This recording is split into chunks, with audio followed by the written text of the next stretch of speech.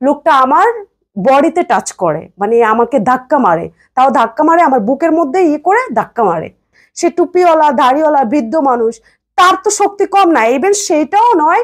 দেন কি হলো, আমার ওই যখনই আমার মেজাজটা চললো এবং মেজাজটা চড়ে গিয়ে তাকে আমি মারতে গেছি। আমি আচ্ছা, আপনারা জানেন যে আমি প্রত্যেকটা জিনিসে প্রতিবাদ করি, আর আমি কোনো রিজন ছাড়া কোনো কাজ করি না।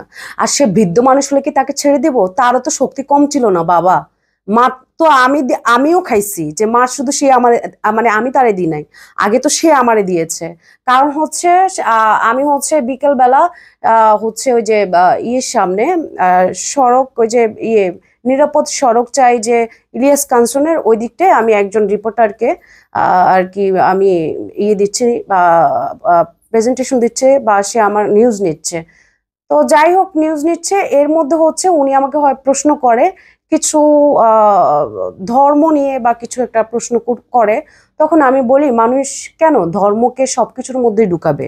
ধর্ম ধর্মের জায়গায় থাকবে, সবাই সবার জায়গায় থাকবে। ধর্মকে সবকিছু ঢুকানোর তো দরকার নাই। নামাজ পড়লে সেটাও কি দেখিয়ে করতে হবে, বা রোজা রাখলে সেটাও বলে কয়ে করতে হবে? এই ধরনের একটা টপিক বলা হয়েছিল।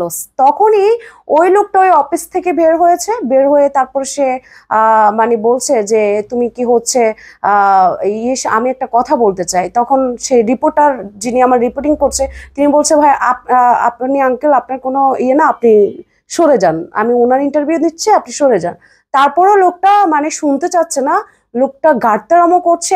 ইভেন লোকটা বলছে যে বিধানে, কোন বিধানে কি আছে? তখন মানে হচ্ছে এক প্রকারের হচ্ছে উনি আমাকে একটা মানে যে কোনো একটা কথা বলে যে তোমার নিজেরই তো পোশাক বা কিছু একটা বাজে একটা রিউমার করে, ঠিক আছে?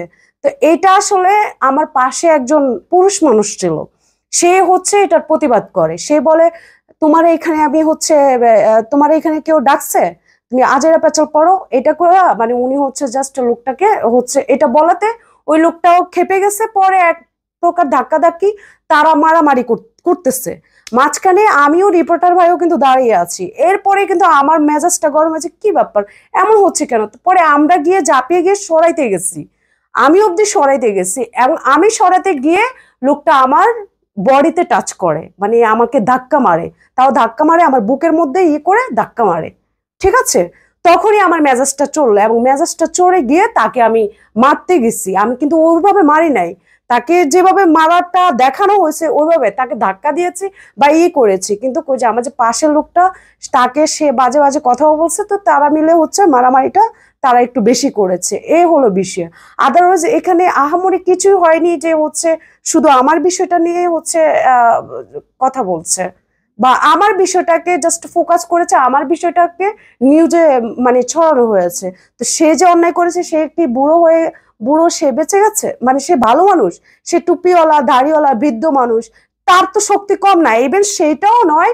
দেন কি হলো, আমার ওই যে আপনারা একটা জিনিস দেখেছেন যে হচ্ছে আমার সাথে যে ভাইটা মারামারি করেছে, তার হাতে একটা ব্যাগ ছিল, সাদা ব্যাগটা ছিল। ওই বুড়োটা সেই ব্যাগটার মধ্যে, আমার ওই ব্যাগটার মধ্যে টাকার ব্যাগ ছিল, ইভেন আমার হচ্ছে স্ট্যান্ড ছিল, আমার ইয়ারফোন, আরো অনেক কিছু ছিল। ওই ব্যাগটা মাঝখানে যখন পাবলিক ভিড় হয়ে গেছে, ওই লোকটা ওখান দিয়ে উধাও হয়ে গেছে। তাহলে বলেন